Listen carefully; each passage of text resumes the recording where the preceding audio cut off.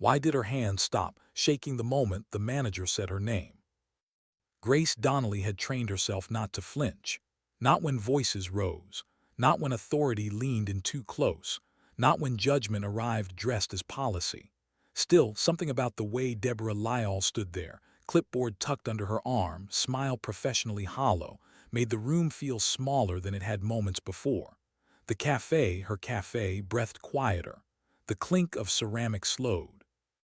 Even the dog at Ray McMillan's feet lifted his head, ears alert, as if sensing a shift that had nothing to do with sound. Grace listened. She always listened. That was how she survived deployments that never came with orders written down. That was how she survived grief that didn't announce itself. She had learned long ago that danger didn't always arrive loud. Sometimes it arrived polite. "You're terminated," Deborah said, voice level. No anger, no hesitation, final. 6 years of loyalty ended in a sentence that didn't raise its volume. Grace nodded once. The reflex surprised even her. Somewhere inside an old version of herself, flight suit zipped, helmet tucked under one arm, recognized the moment for what it was, a point of no return. She untied her apron slowly, fingers steady now, not because she didn't feel anything, because she felt too much. She didn't look at Deborah, she looked at Ray. He hadn't said a word since the inspector started pointing. His shoulders were rigid, spine straight in a way only Marines carried long after the uniform was gone. Shadow pressed closer to his leg, vest bright red against the cafe's soft browns. Grace met Ray's eyes and gave a single nod, the kind that didn't ask permission, the kind that said, "You're not alone." She placed the apron on the counter, folded, respectful. Then she turned and walked out the side door into sunlight that felt colder than it should have. She didn't know someone had filmed it. She didn't know the video would reach a base operations office less than 15 minutes later. She only knew this. She'd made the same choice she'd always made. And somewhere deep in her chest, a familiar calm settled in, the one that used to arrive right before a mission went live. Grace hadn't always run a cafe. There had been another life, one she rarely spoke about, one the town only knew in fragments, whispers carried by veterans who recognized her posture before they recognized her name, before Mason, Georgia, before handwritten notes and coffee refills. There had been airfields, briefing rooms, night skis that swallowed aircraft whole. Captain Grace Donnelly, call sign Halo. She had flown missions that didn't exist on paper, insertions without applause, extractions without headlines. She learned early that being a woman in those rooms meant being measured twice and trusted half as fast, so she stopped asking to be trusted. She became undeniable instead. Then Michael died. Staff Sergeant Michael Donnelly, ground support, calm under fire, the kind of man who made chaos feel manageable just by standing in it. He'd been killed in Helmand Province during a recovery op that went sideways in a way no after-action report could fully explain. Grace had been grounded that day, watching feeds she wasn't allowed to influence anymore. When the uniform came off, she thought the war would stop following her. She was wrong. The cafe became a soft landing zone, not an escape, a continuation. She didn't serve coffee because she loved coffee. She served it because it gave people permission to sit down without explaining themselves. She recognized the 1,000-yard stares, the way hands shook only when they thought no one was looking, the way dogs were sometimes the only thing keeping someone anchored in the present. Hero's hour wasn't therapy, it was truce. So when the inspector pointed at Shadow like he was a contamination risk, Grace didn't hear policy. She heard threat assessment. She watched Ray's breathing change. She saw the way Shadow's body stayed still, trained, waiting for cues. And she knew, without needing to think, that asking them to leave would do damage she couldn't undo. She'd flown through worse. For 35 minutes after she left, the cafe sat suspended in disbelief. Lena stayed behind the counter, because Grace had taught her that abandoning your post wasn't the same as knowing when to leave one. Ray stayed seated, because leaving would have felt like retreat. Shadow didn't move, because service dogs were trained to wait until told otherwise. Then the ground began to vibrate. At first, it felt like a truck passing too close. Then glasses rippled. Someone near the window stood. Another followed. 4 military Humvees rolled into the lot like a deliberate answer to a question no one had dared ask out loud. When Colonel Richard Gaines stepped out in full dress blues, the inspector forgot how to breathe. Grace wasn't there to see it. She was sitting in her truck at the edge of her driveway, keys resting against her palm, staring at nothing. Her pulse hadn't slowed since she left the cafe. Adrenaline didn't know the difference between a firefight and a firing. She told herself she'd done the right thing. She told herself that before. It didn't make consequences disappear. Her phone buzzed once. Unknown number. Grace Donnelly, a voice said when she answered. Calm, controlled, military. This is Colonel Richard Gaines. I'd like to speak with you, today. She closed her eyes. The mission, it seemed, wasn't over. Why did the silence feel heavier than the firing? Grace didn't start the engine right away. The truck sat motionless at the edge of her driveway, tires angled toward the road she'd driven 1,000 times before. Her reflection stared back at her from the windshield, 35, hair pinned back out of habit, jaw set like she was bracing for turbulence. The call from Colonel Gaines still rang in her ears, not loud, not threatening. Worse, certain. She exhaled slowly, counting the way she used to before night flights. 4 in, 4 hold, 4 out. The body remembered even when the mind tried to forget. Today wasn't supposed to be like this. She planned to reorder beans, fix the flickering light above table 3, ask Ray if Shadow's new harness was working better on his left side. Ordinary things, anchors. Now the cafe felt like another life already receding behind her. Grace finally turned the key. The engine caught, familiar vibration. She pulled onto the road, past porches lined with flags and mailboxes decorated with yellow ribbons that never quite came down. Mason watched her pass without knowing she was leaving something behind that couldn't be rebuilt the same way. As Fort Granger's gates came into view, her stomach tightened, not with fear but recognition. The posture of the guards, the measured pace, the way the American flag snapped overhead with deliberate insistence. This place still spoke her language. Identification, ma'am. She handed it over without thinking, then caught herself. Civilian ID now. The guard glanced at it, then at her face, then back again. A flicker of confusion crossed his eyes, quickly smoothed away. You're expected, he said, waving her through. Expected. The word followed her down the flag-lined avenue, past motor pools and training fields where cadence calls echoed like distant memories. She parked where directed and stepped out, boots hitting pavement that felt more familiar than her cafe floor ever had. Colonel Gaines met her at the entrance.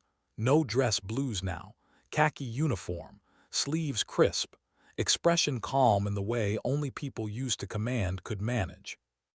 Grace, he said, offering his hand. She shook it, firm, grounded. Neither of them smiled. Thank you for coming on such short notice. I didn't feel like I had much choice, she replied evenly.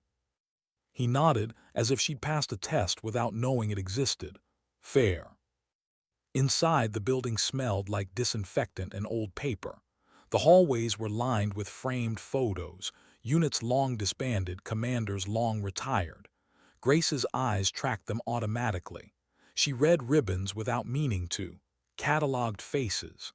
She was doing threat assessment again, she realized, old instincts waking up.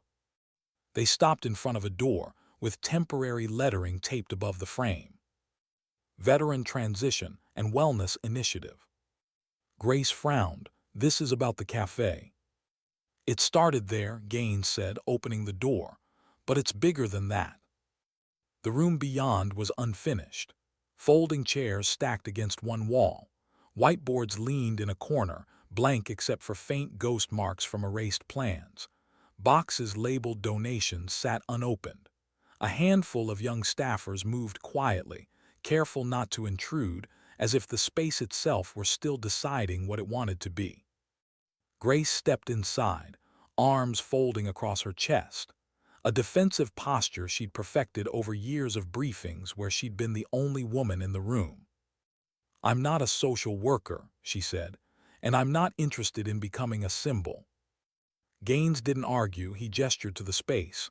2 years, that's how long this has been stalled. Budgets approved, staff assigned, nothing stuck. He turned to her. "You know why?"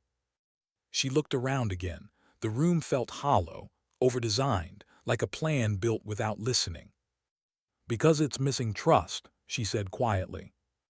A corner of his mouth lifted. "Exactly." Before she could respond, a voice came from the back room. "Is that her?" Grace turned. The young woman who stepped forward moved carefully, like someone still negotiating terms with gravity. Long sleeves covered her arms despite the Georgia heat. Her jaw bore faint scars she didn't try to hide. At her side walked a golden retriever puppy, vest bright red, marked in training. "This is Sergeant Tiffany Rios," Gaines said, "former Army, medically retired." Tiffany stopped a few feet away, eyes flicking between Grace and the floor. "I saw the video," she said softly. "The one at the cafe." Grace felt a tightening behind her ribs. "I'm sorry you had to see that." Tiffany shook her head. "No, I'm glad I did." She hesitated, then met Grace's gaze. "I haven't been inside a coffee shop since I came home. Too many people, too many questions." Her hand rested on the dog's leash. "But I think I could sit in a place you ran."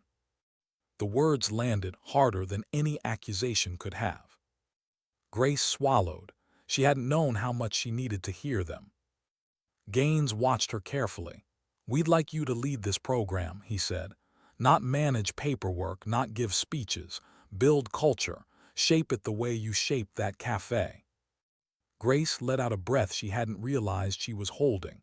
"I don't have certifications." "I know," he said. "You have consistency." Silence stretched between them, thick with implication. This wasn't a promotion.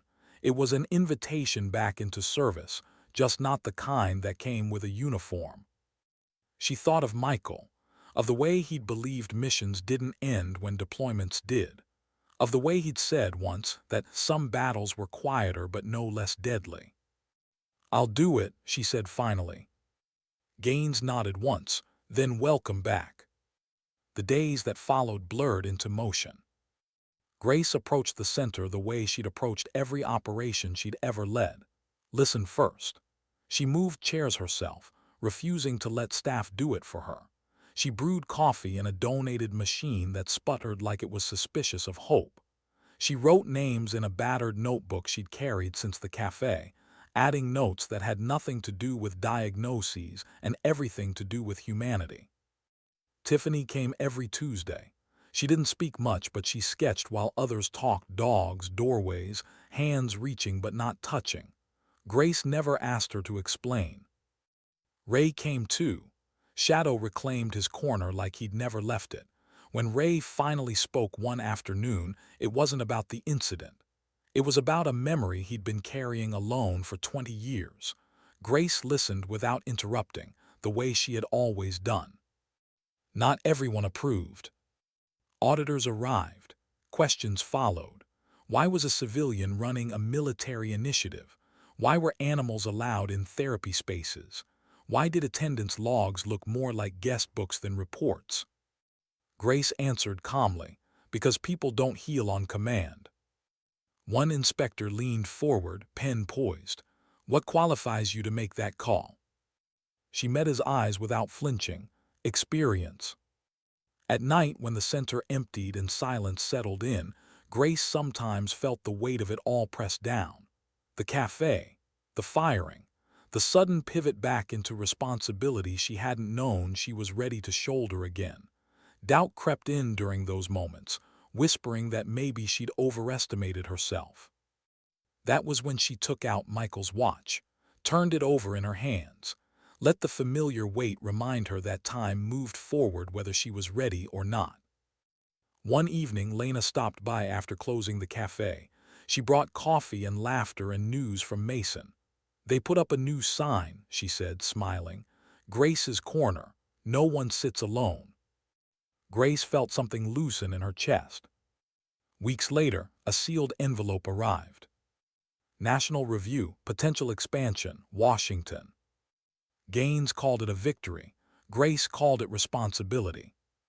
As she stood alone in the center one night, pinning photos to the wall, faces, moments, quiet smiles, she realized something she hadn't allowed herself to consider before. She hadn't lost her mission when she left the military. She'd just been reassigned. And sometimes the bravest operations didn't involve weapons or ranks at all. They involved staying, listening, refusing to look away. Outside, the flag snapped in the evening wind. Inside, Grace Donnelly kept working. Because dignity, she was learning, didn't announce itself. It showed up early, and it stayed late. Why did the applause scare her more than the silence ever had? Grace stood just outside the conference room, fingers resting lightly on the cool metal handle, listening to the sound inside. It wasn't shouting. It wasn't anger. It was approval, laughter, chairs scraping as people leaned forward instead of back. And for reasons she couldn't immediately name, that unsettled her more than any confrontation ever had. She had learned how to operate in tension, in uncertainty, in rooms where doubt hovered like smoke, but rooms like this, rooms that expected something from her, were different. She took a breath and stepped inside. The Veteran Transition and Wellness Center no longer looked unfinished. The folding chairs were arranged in loose circles now, never rows. A long table near the back held coffee, tea, and a box of dog biscuits that someone had brought without asking permission. Sunlight poured through the windows, catching dust motes that drifted lazily, unbothered by agendas. Grace scanned the room instinctively. Old habits, exit routes, emotional temperature. Tiffany sat near the wall, sketchbook open, dog curled against her leg. Ray was there too, arms crossed, posture relaxed in a way that would have been impossible weeks earlier. A handful of newer faces filled the remaining seats, men and women who carried themselves like they were still waiting for something bad to happen. Grace cleared her throat. The room quieted. She didn't stand at the front. She never did. She took a chair like everyone else, grounding herself in the circle. "I won't keep you long," she said. "This isn't a briefing." A few smiles flickered, nervous, hopeful. "I just want to check in," she continued. "Not with forms, with you." Silence followed, not awkward, considerate. Then a young man near the door spoke up, early 20s, fresh haircut that hadn't yet grown out into civilian uncertainty. Are we supposed to talk?" he asked. Grace nodded once, "Only if you want to." Another pause. "I don't know how," he admitted, eyes fixed on the floor. Grace felt something tighten in her chest. She recognized that space, that edge where words hadn't caught up to feeling yet. "That's okay," she said gently. "You don't have to start with the hardest thing." He looked up. "What do I start with then?" She thought for a moment. "Start with what got you here today." The room breathed. One by one they did, not all with words, some with nods, some with hands tightening around cups, some with dogs shifting closer, grounding their humans in the present. Grace listened. That was still her strongest skill. By the time the meeting ended, the center felt fuller, not louder, just anchored. People lingered. Conversations carried on in corners. Someone refilled the coffee without being asked. Grace watched it unfold, pride rising cautiously, like she didn't quite trust it yet. Later that afternoon, Colonel Gaines stopped by unannounced. He leaned against the doorway, arms folded, observing without interrupting. When Grace finally noticed him, he lifted an eyebrow. "You've turned this into something," he said quietly. "We turned it into something," she corrected. He nodded, Washington's noticed. That word again. Washington. The email arrived that evening. Formal language, careful phrasing, invitation to speak at the National Veterans Advocacy Conference, panel discussion, keynote consideration. Grace stared at the screen longer than necessary. "I'm not a speaker," she said aloud to the empty office. The empty office, predictably, didn't argue. But doubt did. It crept in as she locked up that night. As she drove past the cafe, lights glowing warmly inside. As she saw Lena laughing with a regular at the counter Grace used to stand behind. She told herself she was content. She told herself she didn't miss it. The lie didn't sit well. A week later, the first auditor returned. This one was older, quieter. He didn't interrupt as much. He watched more than he spoke, taking notes in a leather-bound notebook instead of tapping on a tablet. At the end of the visit, he asked, "Why dogs?" Grace didn't answer right away. She gestured toward the corner where Shadow lay asleep, chest rising and falling steadily. Tiffany's dog mirrored him across the room, two anchors in a sea of human tension. "Because they don't ask questions," Grace said finally. "They don't flinch. They don't demand explanations." The auditor nodded slowly. "And you?" Grace met his gaze. "I don't either." He closed his notebook. "That might be the most honest answer I've heard all week." When he left, Grace felt a strange mix of relief and unease. Validation, she was learning, came with responsibility attached. That night she dreamed of flying. Not combat, not missions, just altitude, smooth air. The hum of the aircraft steady beneath her hands. She woke before landing, heart racing, the phantom weight of a helmet still pressing against her temples. She sat up, reached for Michael's watch, and let the ticking steady her. The past didn't ask permission before resurfacing. Neither did the future. The conference date approached faster than she liked. Ray was assigned as her escort, officially logistical, unofficially grounding. He wore his dress blues the day they flew out, Shadow calm at his side, vest polished like a badge of honor. "You okay?" he asked as they waited at the gate. Grace adjusted her blazer. "Define okay." He smiled faintly. "You're about to speak to people who write policy." "That's what worries me," she said. Ray's expression softened. They need to hear it from someone who didn't. The ballroom in Washington was larger than anything Grace had expected. White tablecloths, stage lights, screens projecting her name in crisp lettering that made it feel unreal. When her turn came, she stood slowly. Every instinct told her to scan for threats. Instead, she scanned for faces. She saw them immediately. Veterans, spouses, caregivers, people leaning forward the way they did in the cafe when something mattered. Grace stepped to the podium. "I'm not a general," she began, voice steady despite her pulse. "I'm not a doctor. I didn't write a program proposal." A murmur rippled through the room. "I managed a cafe near a military base," she continued. "And one morning I got fired for letting a veteran sit with his service dog." The room stilled. "That moment didn't change my life because I lost a job," she said. "It changed my life because it reminded me what service actually looks like." She spoke of dignity, of presence, of the quiet damage caused when rules were enforced without humanity. She didn't raise her voice. She didn't dramatize. She just told the truth the way she always had, plain, grounded, unpolished. When she finished, the applause came fast and loud. Too loud. Grace stepped back, heart pounding, unsure how to receive it. Ray stood at the back of the room. He didn't clap. He just nodded once like a mission accomplished. Later that evening, as Grace stepped outside for air, a man approached her.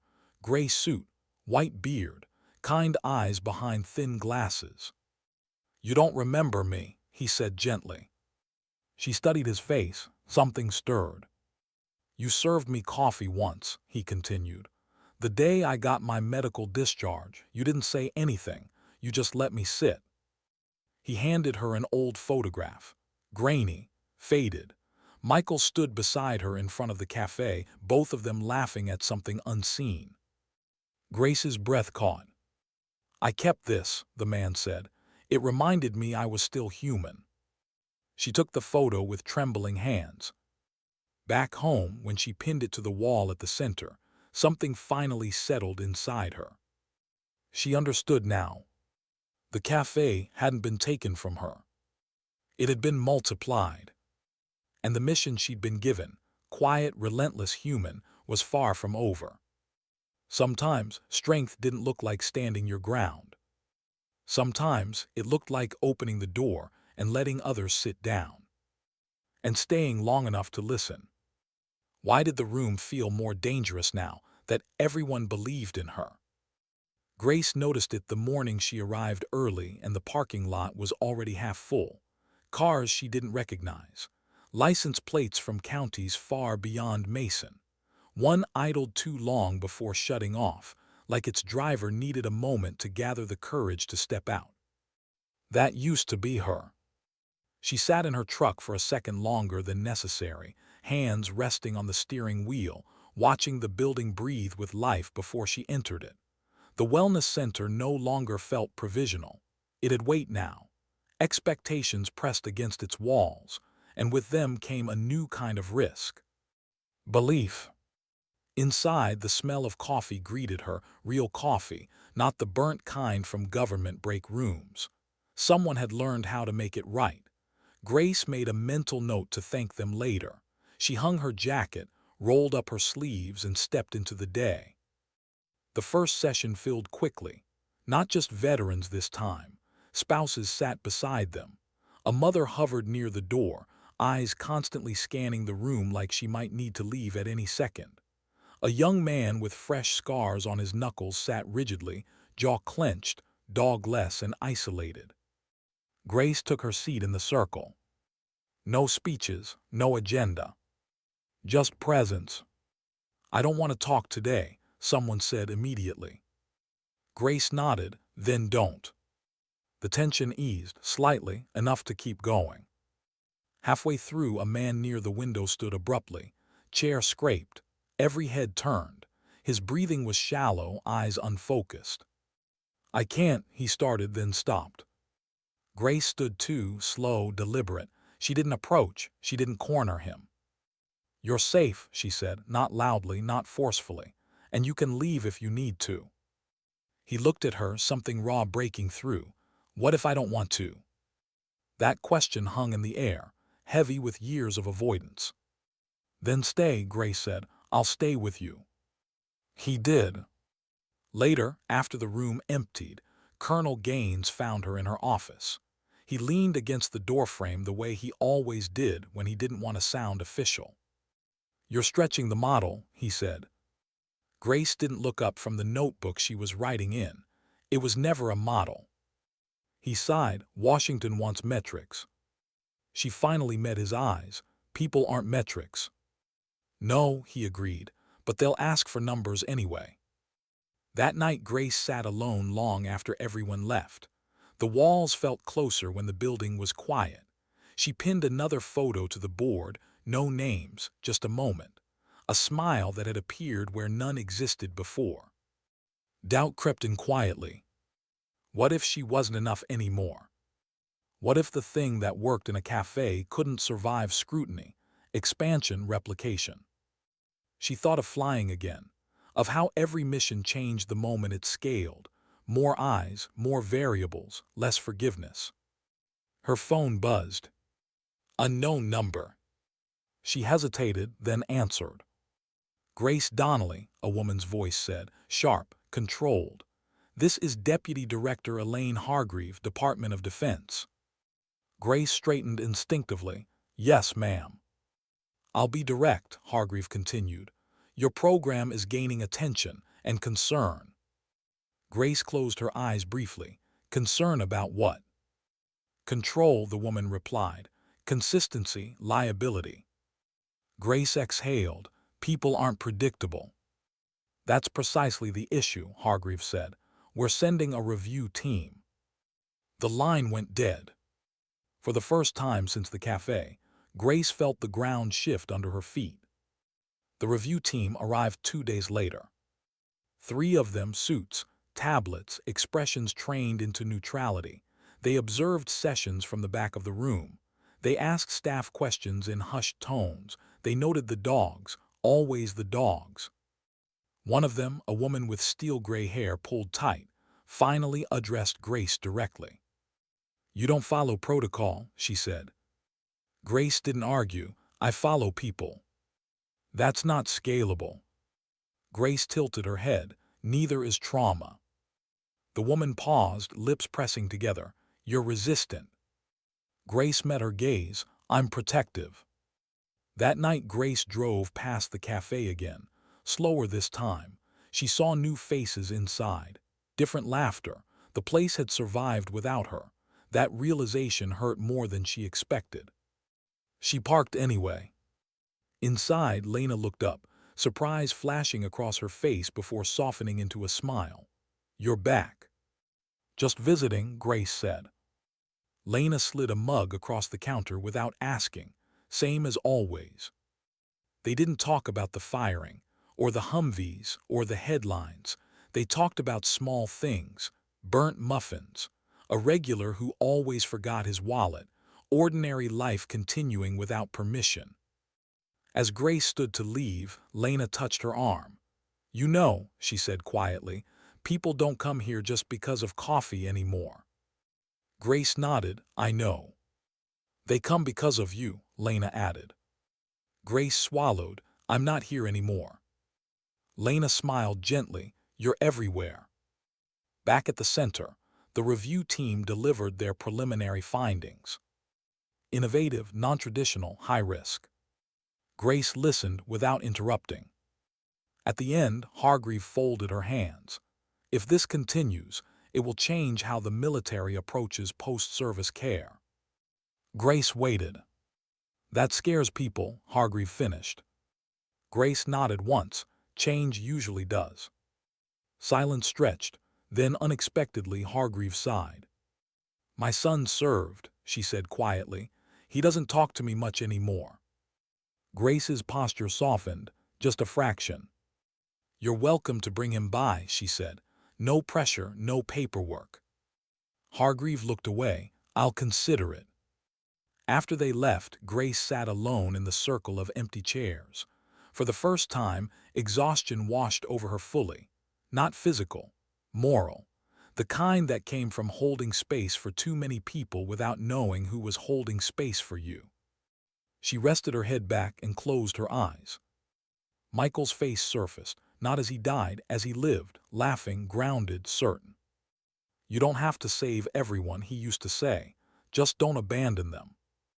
Grace opened her eyes.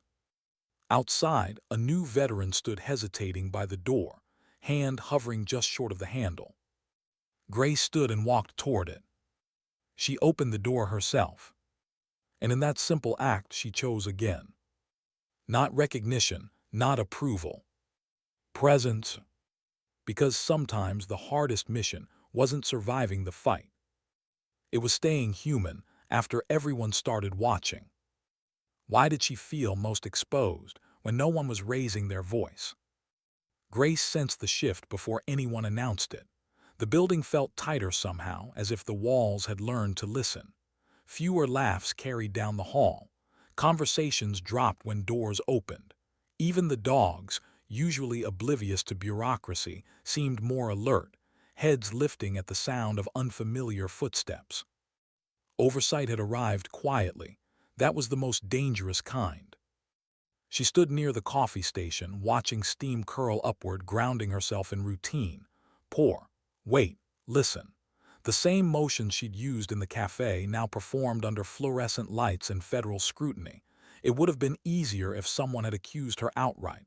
Easier if they'd shouted, demanded change. But this polite observation, felt like a slow tightening of air.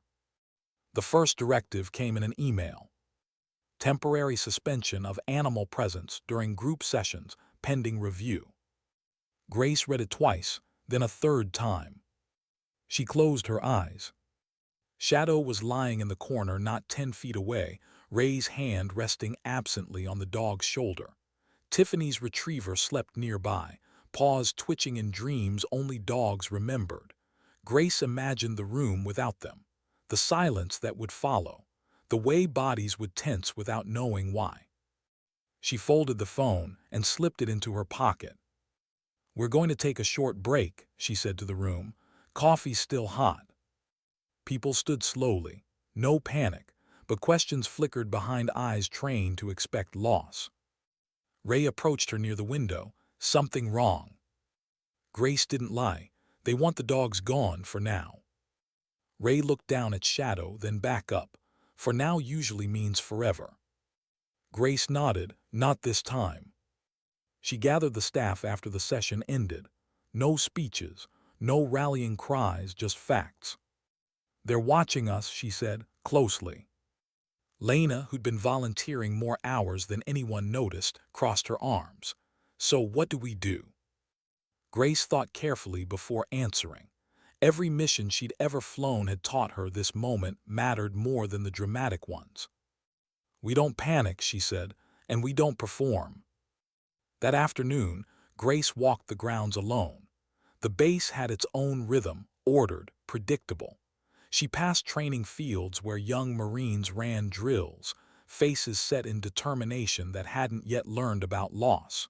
She wondered who would catch them when they fell back into civilian life years from now. Back in her office, another message waited. Formal notice, review escalation, recommendation pending. She sat heavily in her chair, fatigue settling into her bones. For the first time since the cafe, she felt genuinely tired. Not of work, of fighting to explain something that should have been obvious. Her hand drifted to Michael's watch. She turned it over, thumb tracing the worn edge. He'd believed in systems once, believed they could be bent toward good if the right people stayed inside them long enough. Grace wasn't sure anymore. That evening, Tiffany knocked on her door. "I heard about the dogs," she said quietly. Grace nodded. "It's temporary." Tiffany hesitated. "If they make you stop, I might stop coming." The words weren't a threat, they were an admission. Grace felt the weight of them settle. "I know." "I don't mean because of the dogs," Tiffany added quickly. "I mean because this place feels different when people like them." She gestured vaguely toward the offices. "Are here." Grace softened. "I won't let them take this from you." Tiffany studied her for a moment, then nodded. "Okay." After she left, Grace sat alone again. The center was quieter now, stripped of some of its warmth by invisible hands. She wondered if this was how programs died, not through failure, but through sanding away everything human until only compliance remained. The next morning, Deputy Director Hargreave arrived in person. No entourage, no announcements, just a woman in a dark blazer, eyes sharp but tired. She watched a session from the doorway, arms folded, face unreadable. Afterward, she joined Grace in her office. "They trust you," Hargreave said, not unkindly. Grace didn't respond. "That kind of trust is dangerous," Hargreave continued. "If you leave, this collapses." Grace met her gaze. "Then it's already broken." Hargreave paused. "You don't want to build something that can't outlive you." Grace nodded slowly. "I do, but not at the cost of what makes it work." Silence stretched. "My son used to sit like that," Hargreave said suddenly, voice quieter. "Back against the wall, always watching exits." Grace waited. "He stopped bringing his dog places after someone complained," Hargreave added. "Said it was easier not to fight." Something in Grace's chest tightened. "I don't want that to be the lesson," Grace said gently. Hargreave exhaled. "Neither do I." That afternoon, the directive was amended. Animals permitted under supervision during designated sessions. Not a full win, but a crack. Grace watched Shadow pad back into the room later that day. The shift was immediate. Shoulders dropped. Breaths deepened. One man laughed unexpectedly, like he'd surprised himself. Grace turned away before anyone noticed her eyes sting. The review report arrived the following week. Viable, innovative, emotionally effective. Also founder-dependent, high emotional labor burden. Colonel Gaines read it with a frown. They're worried about you. Grace huffed a soft laugh. That's new. You've been carrying this alone, he said. Grace looked around the center, at the photos, the notes, the quiet resilience etched into every chair. Not alone. But you don't lean, he said. The words landed harder than intended. That night Grace stayed late again. She sorted through her notebook, pages worn soft from use. Names, preferences, dates circled but never explained. This book held people together more effectively than any spreadsheet. She considered locking it in a drawer. Instead, she copied it, page by page, teaching the staff what to notice, what mattered, how to listen without fixing, how to stay without crowding. It took hours. When she finally finished, dawn was creeping in through the windows. Grace stepped outside as the sun rose over Fort Granger. The flag lifted slowly, catching the first light. She stood still, hands in her pockets, letting exhaustion wash through her without resisting it.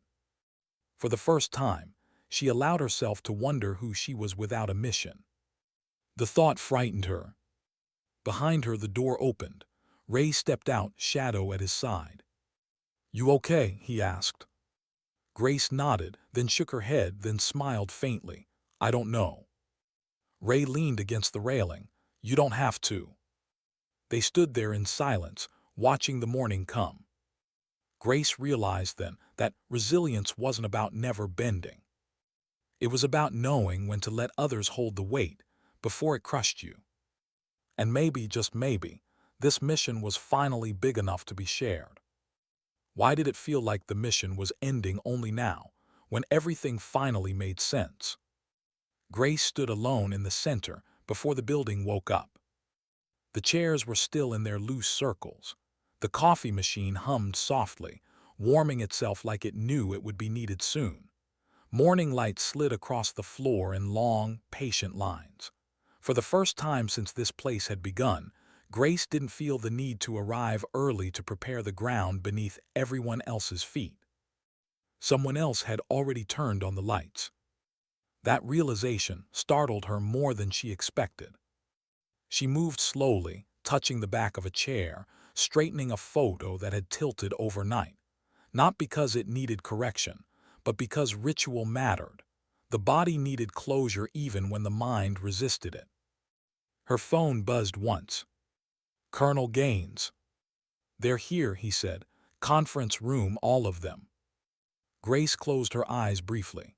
The weight she'd carried for months settled, not heavier, not lighter, just complete. "I'm on my way," she replied.